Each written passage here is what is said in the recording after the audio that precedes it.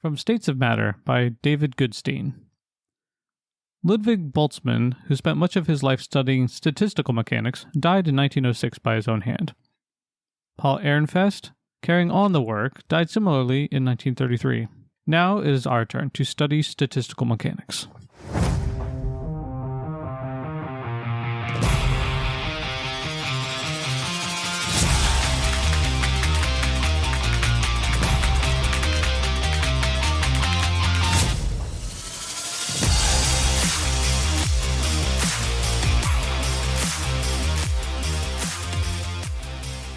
Welcome back to the Reading Room Ruffians, your favorite library podcast. It's Mallory, and today I sound bad. Womp womp.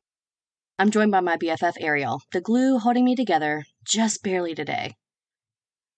I'm sticky. Our Supreme Overlord Carla is on vacation, but still here. Look at her go. It must be that glue. It's me. I drove her in. I mean, it really was me. We are recording from our library in Jackson County, West Virginia. Zach, securing today's special guest, is joining us from Seattle, Washington. Locked and loaded. Zach, I'll let you introduce Angela. Okay, yeah, this is Angela. She's, well, I guess she's a physicist, but she's been on YouTube. I'm watching her videos recently, and she likes books and is wanted to come on the podcast when I asked her, or at least she agreed to come on the podcast when I asked her. Want is a strong word there. Yeah, I don't know about that, but yeah, Angela, you want to tell us a bit about yourself, what you do, stuff like that? Sure. So I am a physicist during the day, but I also make YouTube videos about science and kind of whatever I want in that area. And recently I've started talking about books also. So I'm A. Collier Astro on the internet. We love that. And your other secondary channel where you talk about books is what? A. Collier also? Yeah. Yeah, that's right. It's also. Yeah. Which is fun. I've been enjoying those. I wanted to say I'm from Kentucky, so I feel very, very happy to be chatting with West Virginia. I know. Yay. Appalachia. Woo! We got to stay together. Yep.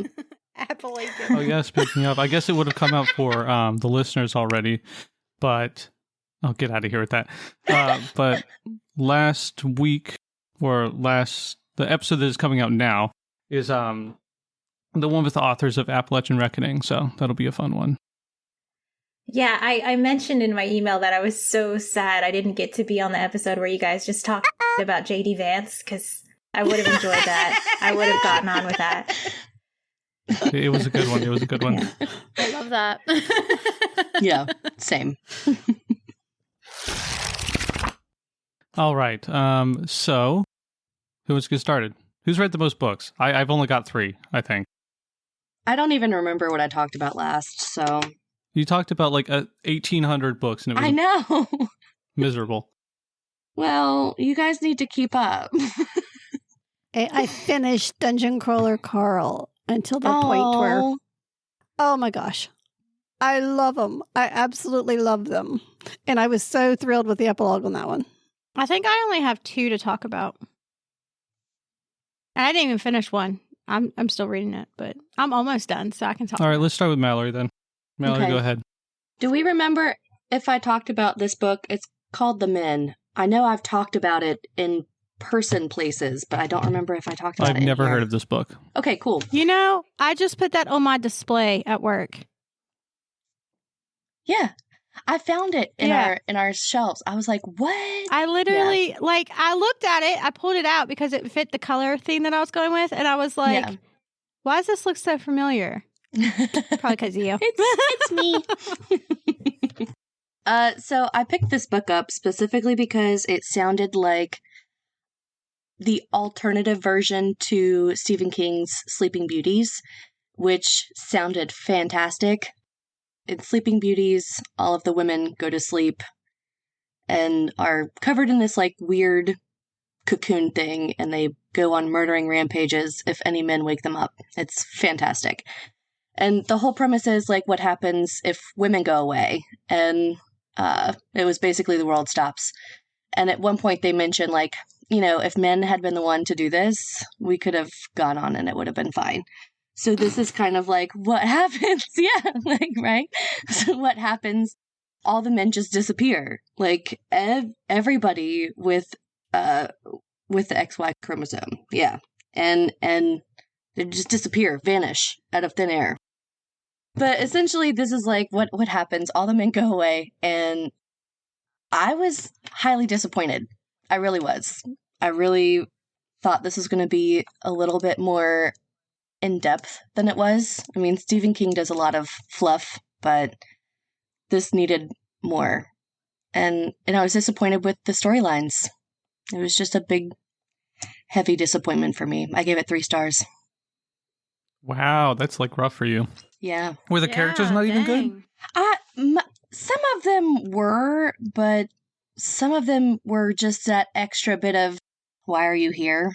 Kind of. So just all around disappointed. I was very upset by that.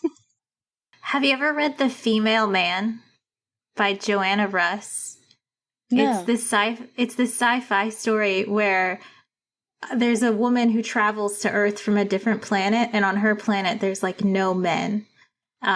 It's kind of the same idea, but that one was good. So all right. I'd recommend. Yeah. I'll put that on my list. I can't believe you said that Stephen King needed more detail. No. He has a lot of detail, but Sandra Newman, who wrote The Men, just not about the right things. Yeah, right. Yes. Okay. Let me tell you about those flowers. That person now? Nah, you good.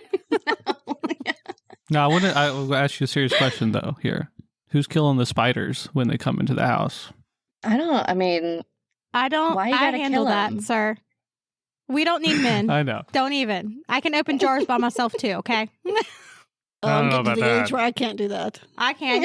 You know Can't what? open Use jar. a butter knife. Take put out it in the between trash. the I mean, lid these and are- the jar. Bend a little bit. Pops right open. If you just No. tap the bottom of it a couple of Exclusively male times. things. I will say that The Female Man has some dope covers. It's got like those Yeah. old school sci-fi covers Yeah. that are just ridiculous looking. I love them. Yeah, it's great. I guess I'll go next. I finished up Wolf Song. Oh, did you? Finally. It was an epic journey. But I finally finished it. Was it the gay werewolf? So, as I've said werewolf before, romance you wanted? This is a gay werewolf book. It is an excellent book. The characters, fantastic. The reader was a little bit I think the main issue I have with it, so I listened to this one audio just because it's a dummy thick book. And usually his readers are really good. Like, I think it's the same guy who does Wolf Song and the other ones like House in the Cerulean Sea and whatnot. Yeah. If it's not, it sounds very similar.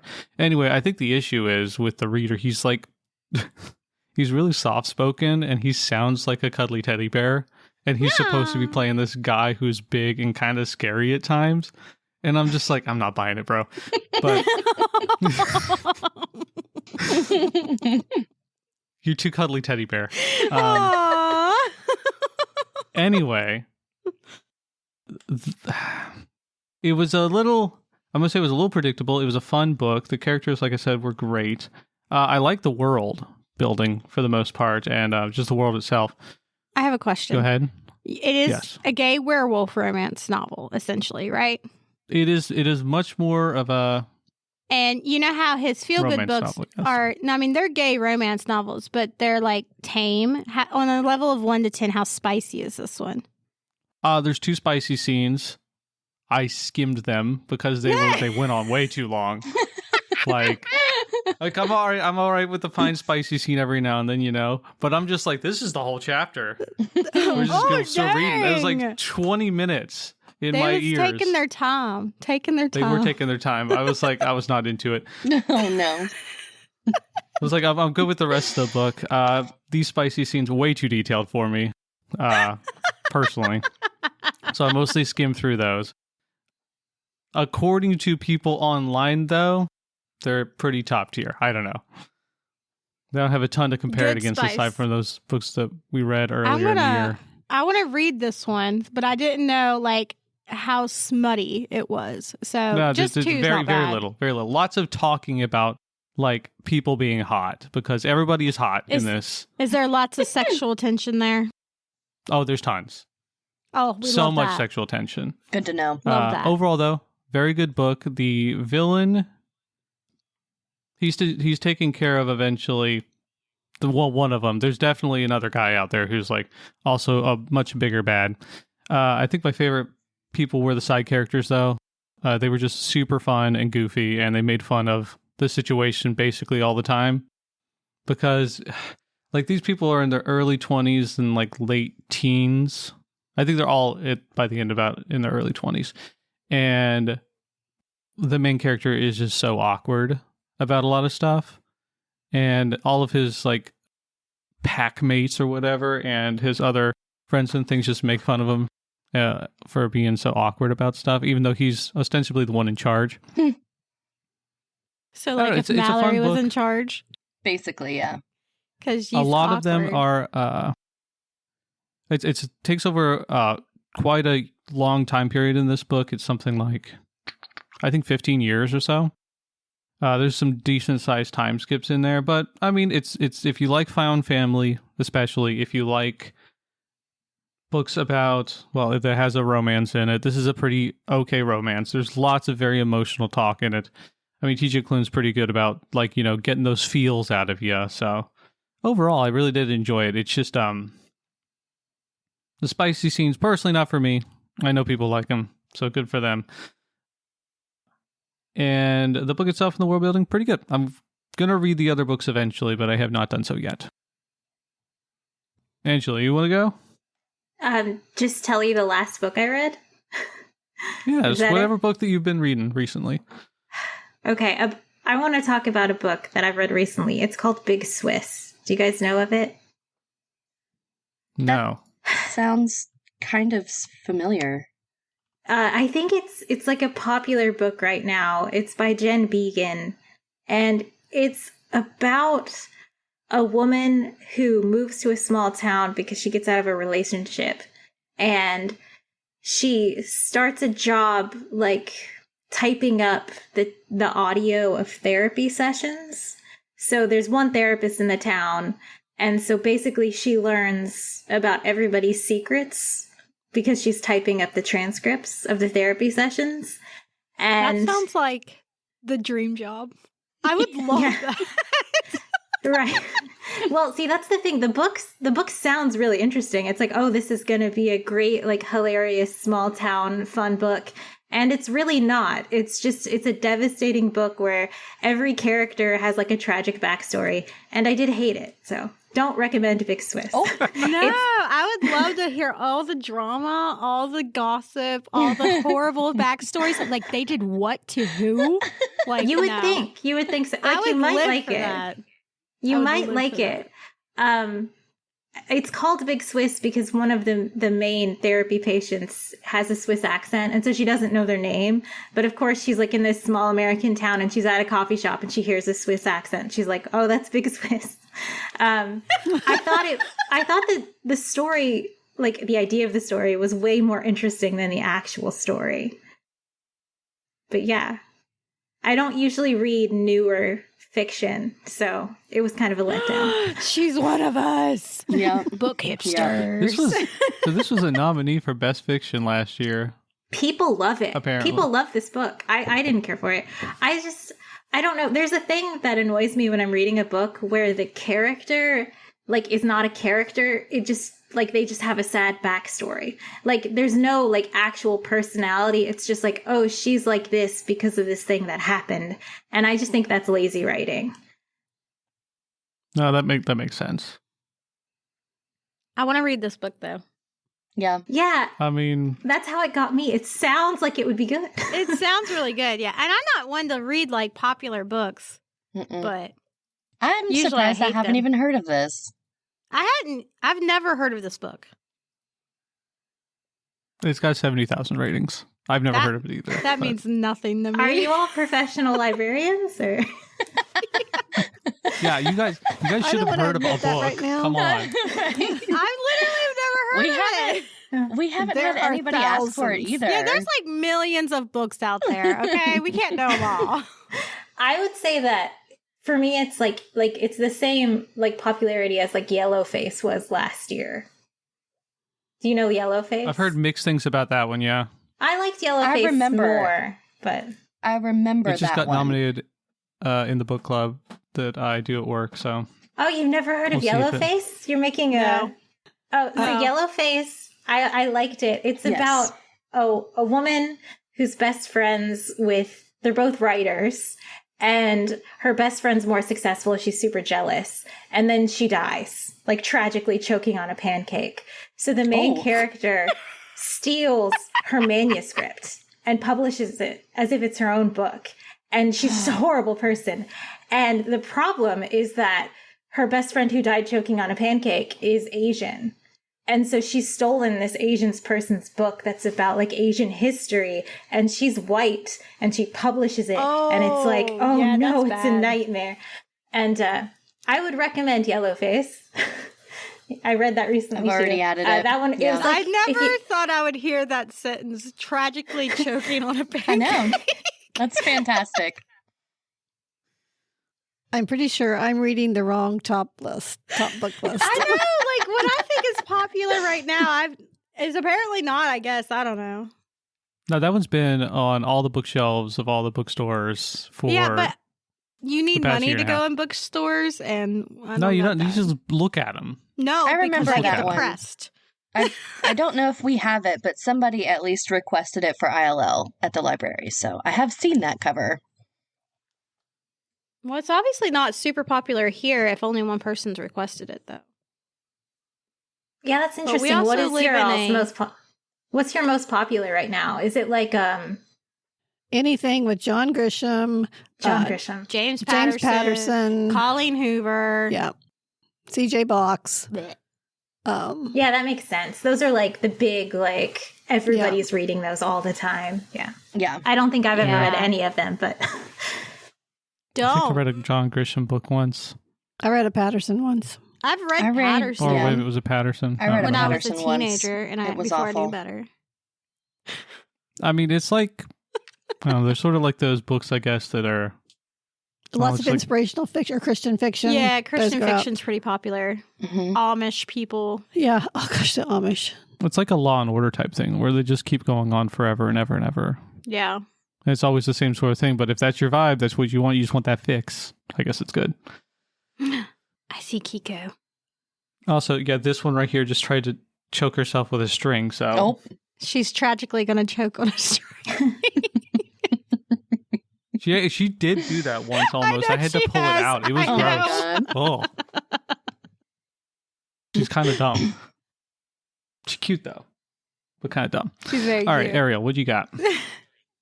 Okay. So I'm sure I've talked about it before, but I reread The Stolen Heir by Holly Black. Finally finished it. That is a duology spinoff from the Cruel Prince trilogy. And it's about Prince Oak, who was a child in the Cruel Prince trilogy. And, oh, I forgot her name. Anyways, Also, just FYI, Air Queen. is an H-E-I-R. yes. Yeah, heir. Yeah. As in, like, on the throne type deal. Well, not on the throne Anyways, well, technically she's a queen, so yet. Oh, okay. She's on a she throne. kind of is. It's She a kinda terrible is. one. But I don't think that's the heir they're talking about, because this book, it's about Prince Oak, and he is going on a quest to get his father back from this evil lady who is, God, what is her name? Do you remember, Mallory? Is it Seren? Yes. I want to say it's Seren, and she goes by Yeah. Ren. Yes. All right. So Oak and Seren are going on a quest to get Oak's father back from Ren's mother. Okay. She's like keeping him captive, gonna take over the kingdom, kind of. That's the vibes. Anyways, so they go on this like big journey. I don't want to give too much away, but they go on a big journey, find out that Ren is not what she thinks she is. She has like, an identity crisis through it. And then by the end of the book, things go down and someone who was a friend is now a prisoner. I'm really bad at describing these without giving things away, and y'all always give me crap about it. You did good. So I'm trying to do 20 better. minutes explain the entire book, and then It's not the entire book, though. It's just the first chapter. It's just the first chapter. that's what she said. I'm like, no way in hell is that just the first chapter. You described an entire story there. If you read the books, you would know. It's just I'll first get on few that. chapters. You need to. I'm waiting. After I finish the book that I'm reading now, I think I'll finally be caught up with all my books, and I can read the second Stolen Heir book, which is A Prisoner's Throne. Right? Does that sound right? I think so, yeah. I'd have to look it up on Goodreads, but I think that's what it is. And It's I The pre-ordered Prisoner's this. Yeah, I pre-ordered it and got it back in March, and I still haven't read it because life's busy. And other people make me read their books. Mallory, Zachary. I'm not sorry. You're on the podcast. You gotta do what you gotta do. Just saying. I did read that one, that Mallory's nonfiction. I did finish that one too. That's this good, is wasn't true. it? You did do that one. All right. Mama, tell us about Dungeon Crawler Carl. Oh, I was going to talk about another one, but I can talk about that one. Oh, no, go ahead. Yeah, if you got another Wait, one. can we actually talk about Dungeon Crawler now that everybody's caught up? Not yet. I want to talk about my nonfictions first. That's fine. I just meant like either now or in a future podcast. I hope so because, oh my God. We need like a whole Dungeon Crawler episode. Yeah. Yeah. Okay. That's probably what we should do, honestly. Yeah. Yeah, just do a Dungeon Crawler episode. Yeah. Good, now I Oh, can yeah. listen to them all again. All right, what's your other book? Okay, I was trying to pick out my nonfiction because I forgot it was my turn. So the one I wanted to read, listen to, was The Forgotten 500 by Gregory Freeman. Jimmy, wait. No, you're good. No, You're good. yeah. Okay, by Gregory Freeman, and it's about these airmen that had got trapped behind enemy lines in Yugoslavia in World War II. And it was this like phenomenal rescue where they got them all out. And I thought, this sounds great because it's like a very little known heroic part of the war. Well, I checked it out and on audio, and it was a short one too, fairly short. And I thought, this will be good. The guy reading it, oh my gosh, I couldn't do it. I just could not do it because his voice was just awful. And then in the book itself, it goes into a lot of like backstory history of like literally how much oil this refinery they were bombing produced for the war effort. It was like 40%, but this was like a long drawn out explanation of this. And I'm like, I just want the story. I want to know what happened to the people, so anyway, I couldn't read that one because it was the reader was killing me. So I chose instead The Woman They Couldn't Silence by Kate Moore. Ooh. Because somebody's going to have to read this one with me because, oh my God, I just want to shake her sometimes. You should Uh-oh. see her right now. Oh. She's like, That's what I do. I mean, it's a really good book. It's very informative about how women were treated during like the late 1800s and through almost up until the 1950s. But it's, this woman is so smart and yet she is so naive. But it's going to be a good one. We'll talk about that on my nonfiction pick, which is that next week? Week after? I don't know when it is. I think But so. anyway, so far I would highly recommend it, but you do want to. She's just so naive, is what it is. She's just so naive. I'm not going to talk any more about it because that was, it'll give it away, but it's good so far. That's why we know this name, Kate Moore. She Radium did Girls. Radium Girls. Yeah. Yeah. oh, man, God, that that one's was heavy. brutal. That's a I never heavy finished book. that. I never finished it. You never finished it? it? Made me no, it made me so mad. I couldn't. Oh, man. Yeah. That one was hard. That one was bad. Well, this one's going to make you mad too because See, that's what And this one's nonfiction, I was gonna too. say. If It's she read nonfiction. it, Her I picking probably these- won't. Or yeah, I'd. Whew. Well, someone's going to have to volunteer to read it with me, so I have to kill somebody. I guess I'll read it. It's checked out. It's just 15 hours. Just 15 hours. Yeah. Do you know how long it takes you to do 15 hours anymore? It takes Zach me about Jr. 2 weeks. But I'll hurry so you can read it. I'm not in school right now, so I know. I should be able to get it done, but still. All right. Mallory, you got another one? Yeah. I'm not going to talk about that one. So I finally read Skyward by Brandon Sanderson. Hey! Yeah. Okay, Brando Sando. Brando Sando. That's wild. I really liked this book. I give it 5 stars. None of us are surprised. And I really liked a different version of Brandon Sanderson here. I mean, I don't really know if it's way different from anything else he does, but I really liked the story on this one. It was... Well, he doesn't really do sci-fi generally, so... No. But it was really well done, I feel. The story was at times a little bit frustrating, specifically just because of like how awful people are, which I mean is on key anyway. So, but yeah, it's basically space wars, and it's this girl. Her dad is a fighter pilot against, what are they? The Krull? Is that what they called? I can't remember. I think it is. And he ends up turning and trying to kill all of his fellow pilots. And so they shoot him down and he's branded a coward. And so basically the rest of her childhood is absolutely horrible. They bully her relentlessly, and her mom and her grandmother are now like outcasts, and they literally have to hunt rats to make money. Love that. But she has decided that she's going to be a pilot. She's going to undo, whatever was said about her dad. She's going to prove that he wasn't a coward and all this stuff. And it's a really crazy journey, how she fights to get into pilot school, and everything that happens after that is really good. Really, really liked it. Spencer, the main character, is over the top ridiculous too about stuff she says. Yeah. It's hilarious. She's funny though.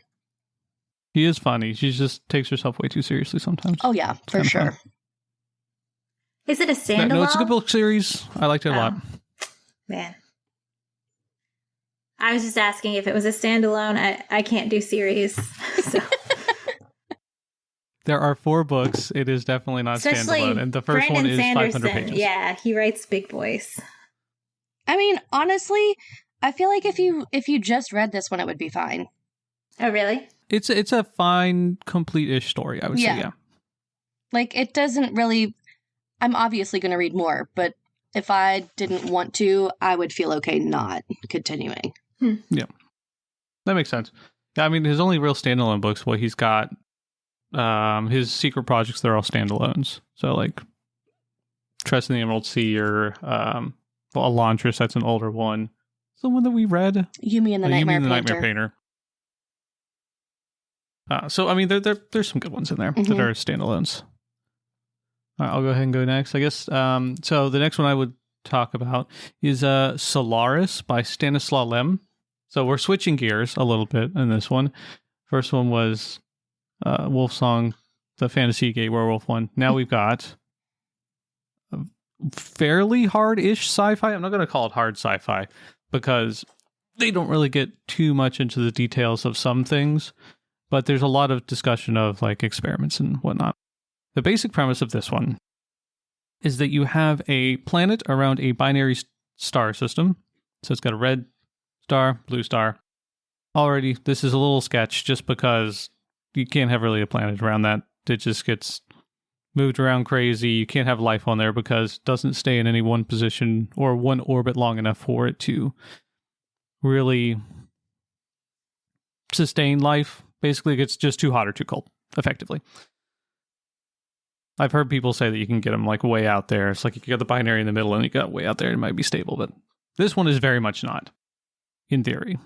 But when people go to this planet and like observe it, they notice a couple things. First of all, the orbit's not changing like it should, which is weird. And then the ocean is covered by, most of the planet is covered by ocean. And the ocean itself appears to be alive. So they spend the next, I don't know, it's decades. It's like studying this ocean, putting things in it, probing it, zapping it with radiation, all kinds of stuff.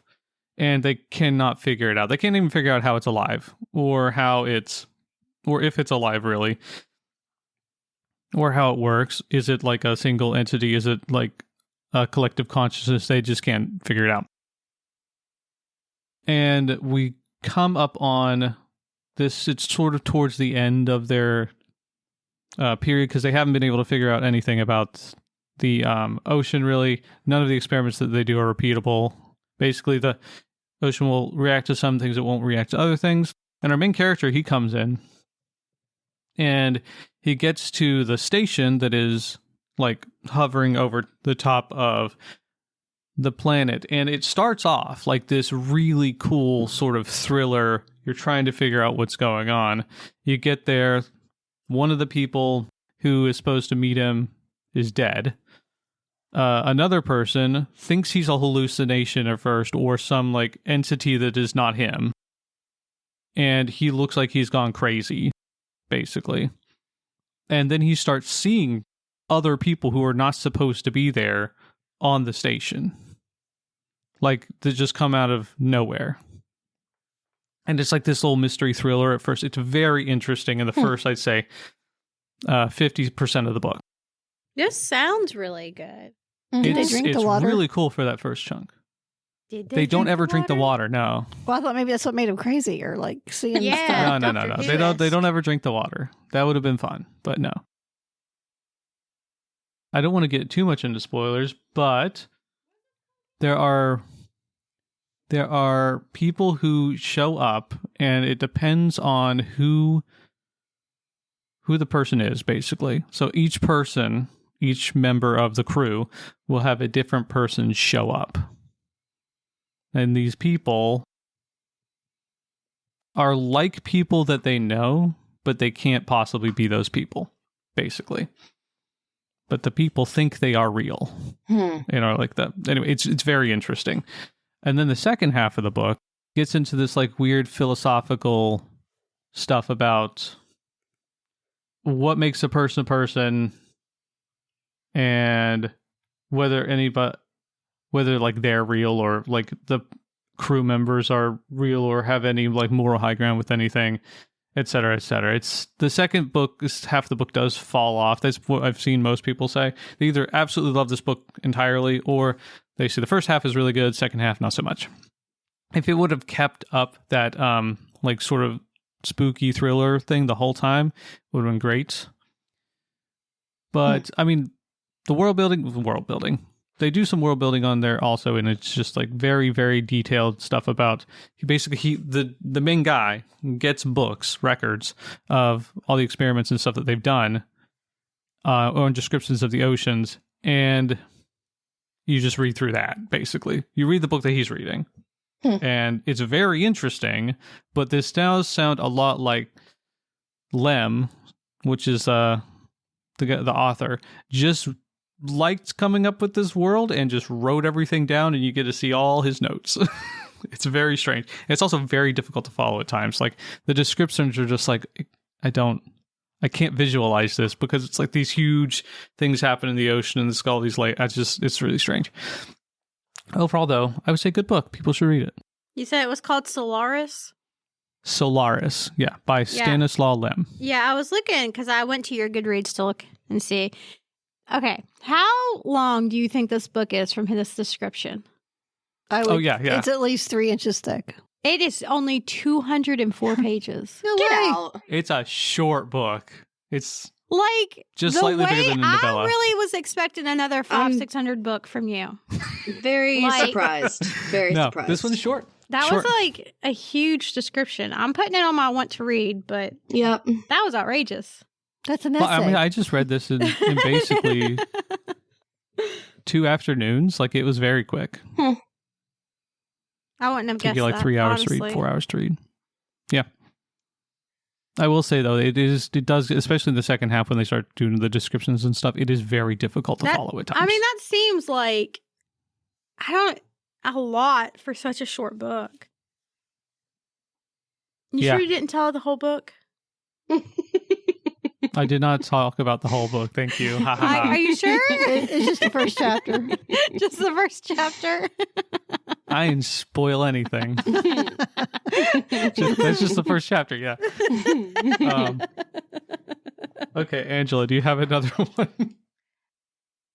I also just read a Stanislaw Lem. I really like Solaris, though. I would have called it a horror novel, not a sci-fi novel. I'd say the first half definitely is like a horror novel, Yeah. and then the horror aspect goes away, and it's like... I don't know. Okay, so I just read Eden by Stanislaw Lem, and it was really good. It was it's like a spaceship crashes onto a planet, and it's a weird planet. They have to fix their ship, but they're also trying to figure out the planet, and it's got really cool aliens on it. So I liked it. I like Stanislaw Lem. I feel like he's an underrated classic sci-fi guy. Yeah. Okay, what kind of aliens? What kind of aliens? They're described as like a giant, like bear kind of creature, but like they open up and inside is like a gross little worm human. And they can't tell if they're intelligent. And you kind of have to like work through like how they communicate with them and what the culture and society are on this planet. It's pretty good. But they sound gross. The aliens are pretty gross. Why is it gotta be worms? Why is it gotta be worms? That's definitely a new take on aliens too. Yeah, I like the I bear was surprised. idea. I just don't. It's such an old book and it's got such a unique alien. It's not just like a little biped human Like, it's type giving me alien. freaking chill bumps. I cannot do worms. Ugh. Yeah, this is from the 50s. I mean, Yeah. I know Lem's an old author, but dang. There was some good How did books that back 276 then. pages is not long. Yeah, You it's would short know. too. A lot of the I old would. sci-fi. Oh, actually, this is the thing about the older sci-fi books, just in general. It is really weird to read how technology works in these very advanced, like, it's human civilization, right? Very advanced civilizations, but they're talking about stuff that just doesn't make sense, like, nowadays. Like, they have, they still have physical books, for one thing, on these, like, large journeys. Like, we're talking, like, a whole library full. That I mean, sounds it's like- wonderful. Mm-hmm. For example, or like everything is very much wired together too. It's like it's I will It's say strange. the Eden book, they had like little AI robots to do all the things. And I thought that was impressive. That like they were just like, we don't need to explain how the ship works. Like the little alien or the little robots, they'll just fix it. It's fine. You know. I thought that was pretty advanced. yeah. Also sounds like they didn't want to figure it out. yeah. I love that though. Like don't try to Yeah. come up with something. Just be like, oh, it's the future. Yeah. We have tech. Yeah. It's fine. It just works. It just works. Yeah. Don't worry about it. Don't put too much thought into that. And don't spend like 2 chapters explaining Yeah. how it works. Yeah. Okay, so it's my turn. I don't know. I Yeah. like that. I like my hard sci-fi where they give me every juicy detail. Oh my Yeah, that's because you're weird. My problem is when it Oh, doesn't in the make Lem sense. books, they have interstellar travel. It's never explained, but I assume it's like something not real. Like they got a warp drive or something. No way the time periods make sense otherwise. Okay. That so sounds interesting though, Eden. It does. my turn? Yeah. Yes. Yup. Okay. So I am 75% of the way through Silence for the Dead by Simone St. James. It's so good. Oh yeah. And guess what? You're going to get one of my stereotypical descriptions. Buckle up, buckos. Oh no, I haven't started it. Too bad. You should have. This was this month's book club book. Okay, Angela, go ahead and pop you some popcorn and just Yeah, sit get ready. down. Buckle Yeah. up. All right. This book starts out. No, this book, the main character, her name is Kitty Weeks.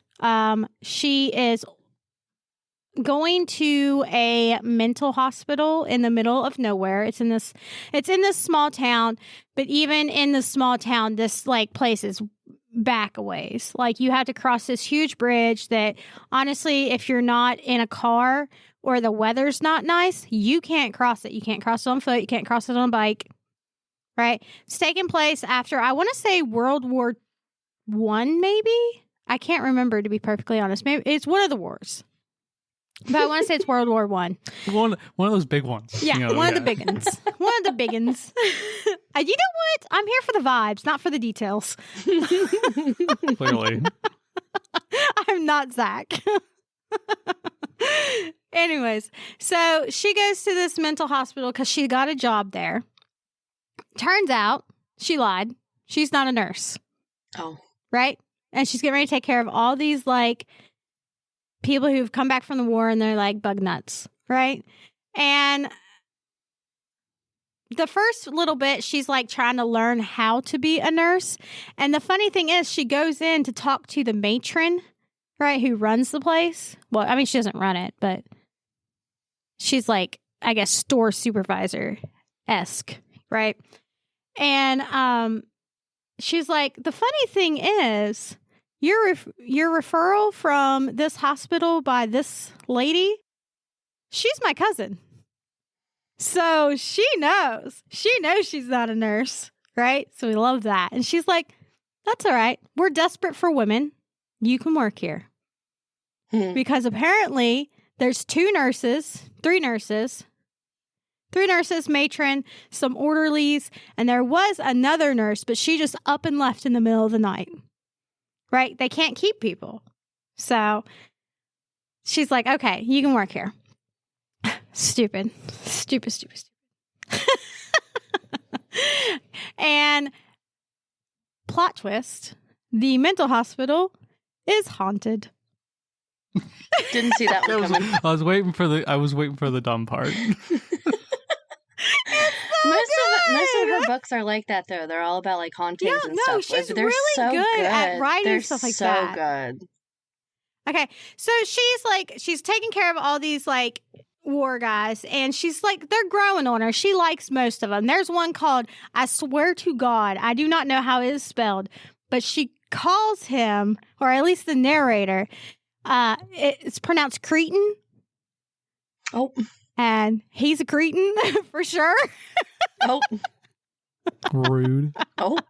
Like, perfect naming for this character. Like, that's the only one she really doesn't like. But, I mean, they have fits where they have, like, they see things and have nosebleeds. They start vomiting and they can't stop. They all have nightmares.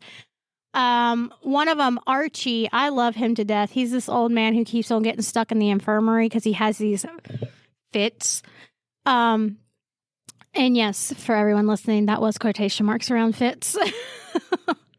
But he ends up trying to strangle her at one point, and he feels so bad about it. Like, the next time he sees her, he's like, oh, Kitty, I'm so sorry. And she's like, it's fine. She's like, I know, it's okay.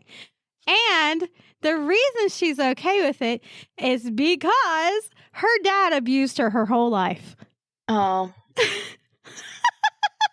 This sounds miserable. Which was why she was on the run and why she lied and got this job at this mental place. Right? And there's a patient in here who you have to have clearance to see. He's patient 16. And I'm not going to tell you who it is, Mallory, because you're going to read this book, right? Mm-hmm. Okay, well, I'm not going to tell you who he is, but she knows who he is. And there's a little something going on with him now. Uh-oh. Yeah, which is clearly against the rules. She breaks the rules all the freaking time. Yeah. Constantly. She's not supposed to smoke, and she smokes. She's not supposed to leave the property. She leaves the property. She's not supposed to fraternize with the men. She fraternizes. I mean, it's just... That tracks for the book, though. I mean, yeah. Yeah, and she gets wrote up all the time. There's, like, probably, like, 3 or 4 incident reports I mean, it's just insane.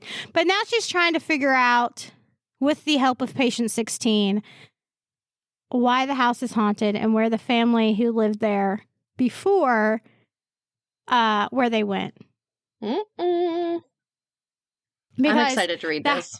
the house is like falling apart. It's like dilapidated, essentially, and black mold everywhere, plaster falling down. And it looks like it's been abandoned for years or decades.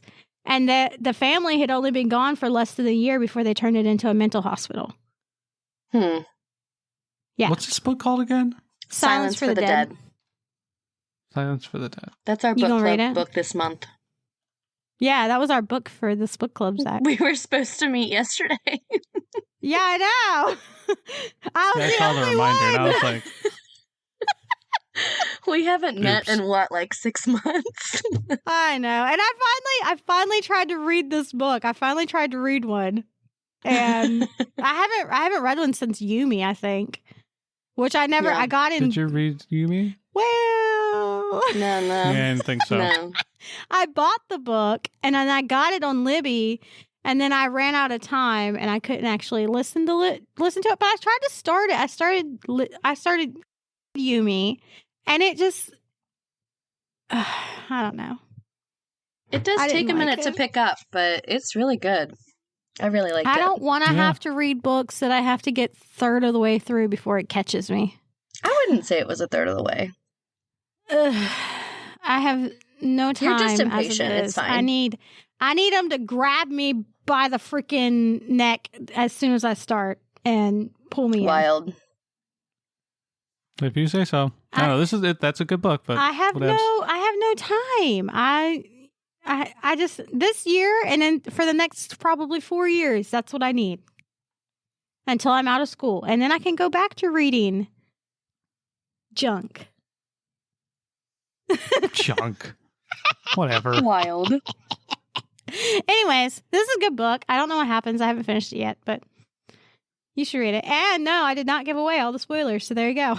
I mean, it sounded like that was everything in the whole book. I'm just saying. It wasn't. All right, Mama, do you have anything aside from Dungeon Crawler Carl? Nope.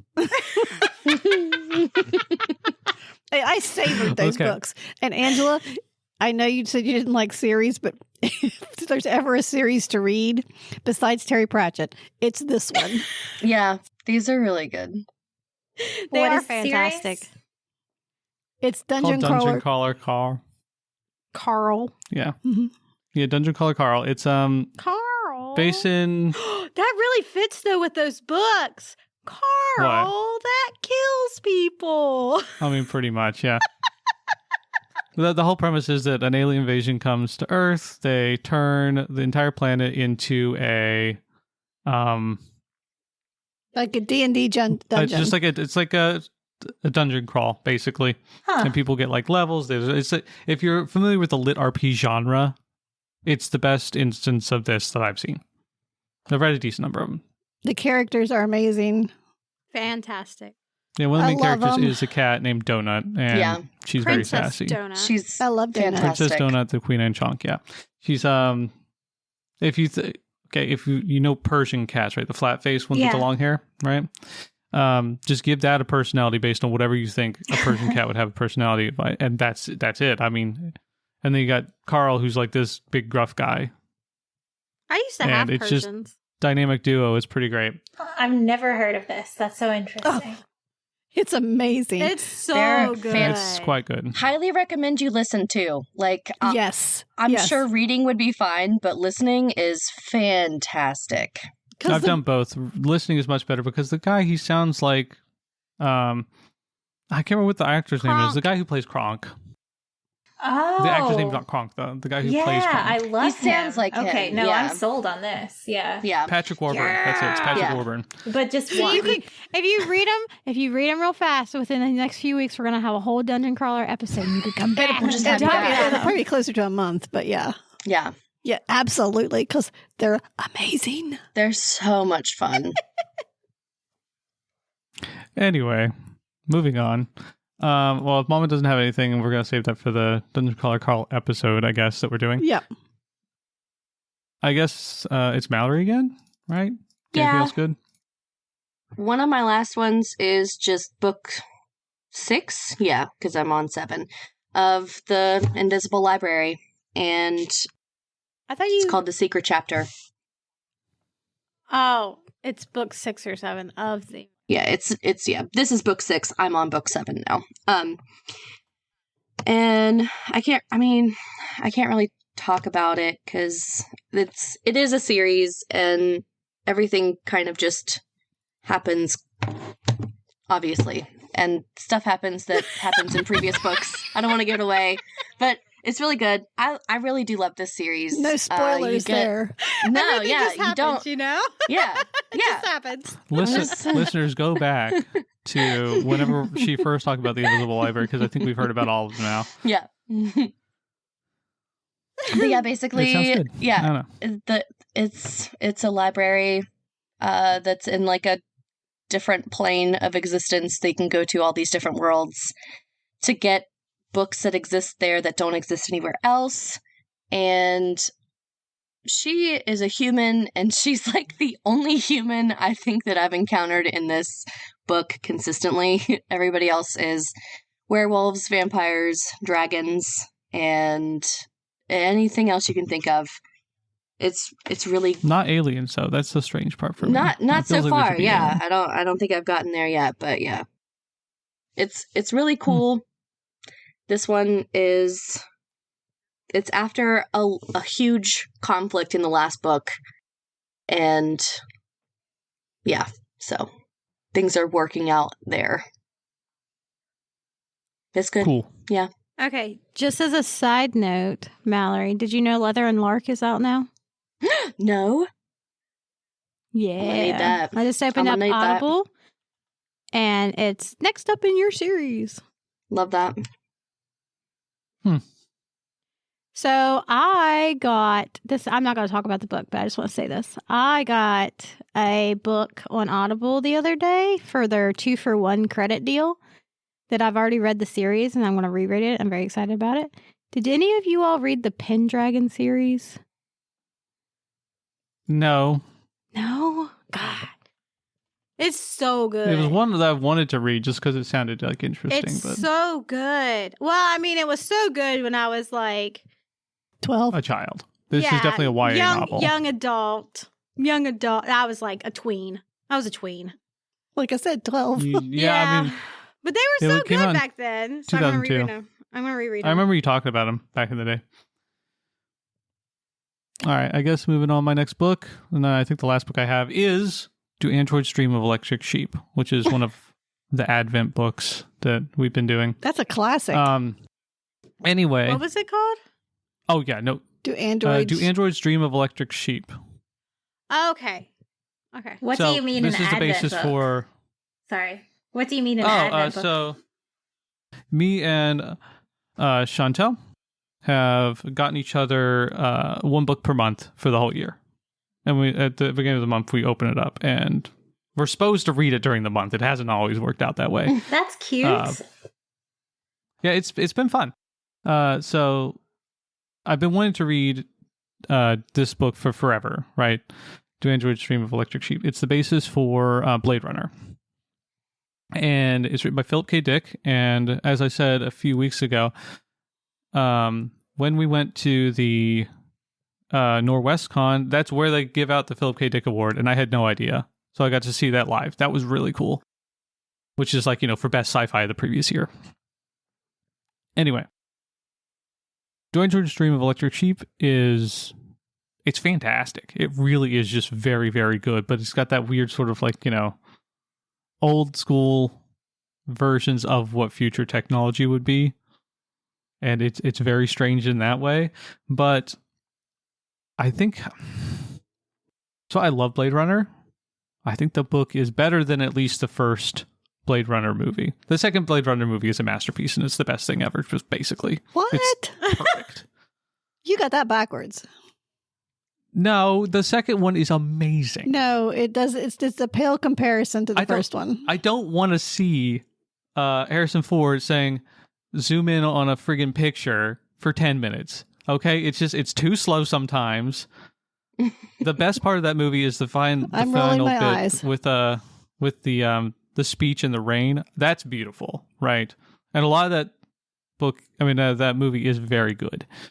There are some parts that are just like too slow, and it's just 2049 is amazing. Denis Villeneuve is the best filmmaker. I love him. So is this like a prequel or the first book, or do I need to start here if I want to read your book that you're talking about? I've never read. No, Jumanji's Dream of Electric Sheep is a standalone. It's set in some sort of post-apocalypse. There was some nuclear disaster, like nuclear war or something like that. A bunch of people have moved off planet, and in order to help them set up colonies off planet, the one that they're talking about is Mars mostly. Just about everybody's moved away, and they have organic humanoid androids to help people, right? And much like Blade Runner, they're not allowed on Earth, right? They're not allowed to be outside of the control of a human. So they have to administer tests to the androids have gotten so good that they have to administer like tests in order to figure out whether they're an android or not. And if they find out that they're an android, these bounty hunters, who's the main character is a bounty hunter, they will have to retire them, which means they kill them. And there's actually a separate storyline in here, which I was not aware of, where this... Oh, man, I can't remember what they call them. Basically, people with very low IQ scores, right? Who are just forgotten about by society. They just are out. They can't do anything. Right. Anyway, it's a separate thing with him, and he's met an android. He does not know it's an android. But there's like some sort of like something going on between them. He's very nice, and he's just oblivious. So, and then Rick Deckard, who is the main character, he is trying to figure out how he feels about just the idea of retiring androids in general. And, you know, he's starting to get very introspective about what he thinks, why he has empathy for them sometimes, and why he's having more and more difficulty trying to kill them, basically. Because he thinks that they're too human, effectively. And he's starting to empathize with them. And he's not supposed to empathize because he's a bounty hunter. And, I don't know, the characterization and the world building in this book is fantastic. I can see why it's a classic. And Phil K. Dick is a fantastic writer. He's just great. And the language he uses, the actual prose it's beautiful sometimes. It's very good. So, if you haven't already, and you like Blade Runner, read To Enjoy a Stream of Electric Sheep. I don't know that I've ever even seen Blade Runner. I haven't either. The first one is, I think, a little difficult to watch nowadays with modern sorts of sensibilities, but I'll give you that. But at the time, it was very futuristic and it's like 2001: A Space Odyssey. Yeah. It's the same sort of thing, like where it's very slow to start off with, but after you've watched it, you're like, oh my God, that was good. You know, I've never made it through that. The thing, it is good. No. I watched 2001: A Space Odyssey. It was last year sometime. Amazing. I can see why that's such asleep every time. Widely and I've tried so hard. Movie. Blade Runner 2049, fantastic. It's good. We'll watch it sometime. All right. So that's mine. Angela, do you have any others that you'd like to talk about? I don't know. What do you guys usually do? Do you just keep going? We just keep going until we're good. It's like, I think that I'm done personally. I think Mallory's done. So if you got one more, you can talk about it. Okay. We're finishing up with you then. Okay, I'll end. So I'm doing a challenge this year to read 12 classic sci-fi and also 12 classics. And at the start of this year, I read one of the worst books I've ever read. And I would love, if any of you have ever read it, to talk it with me. It's called It's called Age of Innocence. It's by Edith Wharton, and it won the Pulitzer Prize, and it's the worst. Has anybody read it? No. I gave up on some of the older classics after The Good Earth. So. Oh my God, the worst. So they sell it to you like it's going to be this great romance, and it's about this guy who just sucks. And he's getting married to this much younger girl because he's like, I guess this is what we do. That's Innocence. That's not her name, but she's Innocence. And then Innocence's cousin comes, and the main character is like, oh my God, I didn't know women could have like thoughts. Am I in love with this cousin? Oh my God, can they? Apparently, according to Pulitzer Prize winning author Edith Wharton, they can. And so like, even though there's no like relationship or love there, they like talk about how in love they are. And then he's just like, oops, I accidentally got married to Innocence. And so I guess we'll never be in love. Oops. And the craziest thing is that the book tries to convince you that he's in love with the cousin, that they're in love. And like, there's no way that it's shown. Like, they just seem like two of the worst people who are just like, I guess we love each other because we're both awful. And then his wife dies. And like 40 years later, his wife dies. And he goes to Paris to find the cousin. And he's like, I'm going to do it. I'm going to be in love. And then he gets to her apartment and he doesn't go upstairs to see her. And he's like, it's better in the past. And I'm like, good, you deserve each other. This was awful. So don't read Age of Innocence if you're reading classics. It's very bad. It's kind of like, I feel like if someone told me, if they handed it to me and they said, this is a story about two of the worst people who don't deserve happiness and they don't get it, I would have enjoyed the book. But because people were like, it's a love story, like Pride and Prejudice, you'll love it. It's not. It reminds me a lot more of like Romeo and Juliet. Mallory was deeply offended by that. No, What? like that somebody could compare this book to Pride and Prejudice is wild to No, me. they can't. That's they her cannot. favorite. That Pride is and my Prejudice. favorite. It's a great love story. It's great. Like they have personalities and they talk to each other, which is not a thing that happens in Age of Innocence. But it does remind me of Romeo and Juliet, because like Romeo and Juliet's not a love story, and they tell you right away, right? They're like, this is two stupid kids. Romeo's chatting about how he's so in love with some girl, and then he sees Juliet and he's like, no, I'm so in love with this girl now. So you know that they're like stupid idiots and it's not a love story. He tells you at the top. So Age of Innocence is the same story as Romeo and Juliet, but it's presented as if like they were actually in love and not just dum-dums. So yeah, that's how I'll end my reading year so far. Age of Innocence was a bad one. Amazing. I love that. I absolutely love that commentary. Yep. I wonder how much of this is because it was published in 1920 and people just Well, that's the didn't get thing. it. It's like, do you want to read Like, satire? it's got 4 stars now. I know. People love it. If you go read the Goodreads reviews, people are like, oh my God, the ending was heartbreaking. And I'm like, no, they deserve unhappiness. They deserve that. They're terrible. You need to suffer. Yeah. Like, I'm glad you don't have happiness ever. You're the worst. I like this girl. Yeah. I do too. Yep. But, Okay. oh, go ahead. Go ahead. We don't have to keep talking about how bad it is. It's No, fine. no, go ahead. Well, I was going to ask if you had any books you liked. But go Well, ahead. okay, but it's just like, do you want to read satire about rich people's boring lives in the 1920s? Like, this is like just before the stock market crash, right? So it's like everyone's already seeing like this like wealth and this inequality. And it's like, do you want to read that? Why did that win the Pulitzer Prize? Like, rich people problems, no one cares, right? It's just, it's For real! yeah. I don't know. People watch a lot of this sort of stuff on reality TV, and it's just maybe it's because they think it's a train wreck. Right. But I think most of the time they don't like say, "Oh, well, this is very legitimate." You know, it's good romance type Yeah. stuff. No, They think, people- "Oh, it's a dumpster fire, and I just can't look away." Yeah. You know, that's Well, if someone handed it to me and said, this is a dumpster fire of a character, I would be like, oh, okay. And I might have liked it.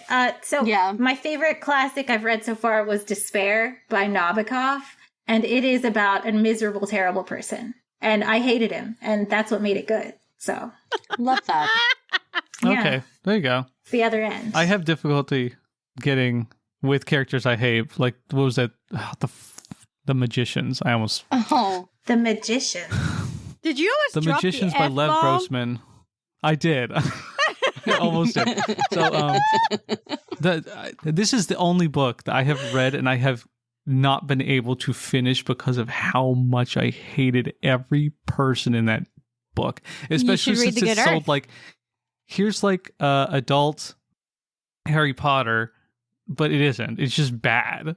It's just, a bunch of miserable people having effectively like the power to do anything they want in the world and how depressed they are. Yeah. And I'm like, Yep. you guys are, how can this possibly be a thing? It does not make sense. Have you read Anyway, Magic for they're just all Liars? awful. It's Magic for Liars? No. It's like that was adult Harry Potter for me, and I really liked it. So you might like it.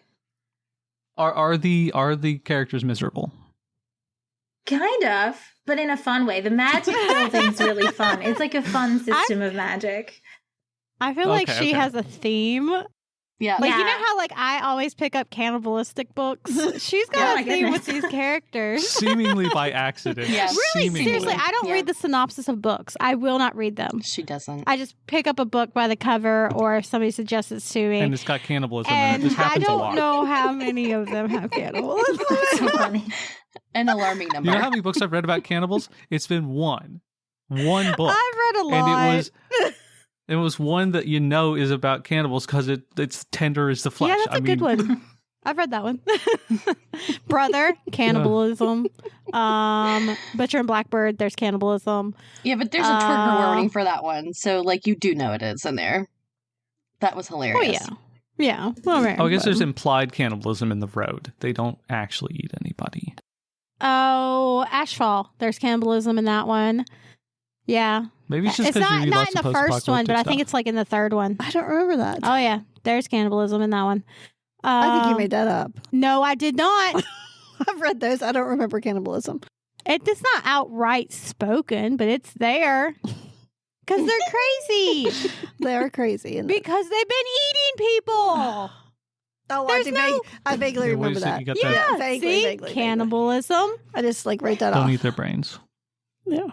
Yum, yum, yum, yum, yum. Speaking about classics, though, that are like the ones you hate, it's like The Good Earth. That's which the is actually- worst. I hate that book. I felt kind of bad because it's Pearl S. Buck, and No. she's a West Mm-mm. Virginian. And I was like, I don't oh, care. I'm just being No. such a traitor, but No. I hate this book. no, I I would hated burn the character. every single copy of that. I hated the I main hate it. character, and I was so happy when he died. Oh, yeah. I wish he would have suffered more. Me too. Spoilers? I don't care. No one should read it. It's awful. It's awful. Don't read it. Oh, God. I mean, you This is hate an issue with a lot of classics. main They were character. very big. Dying At the passion. time.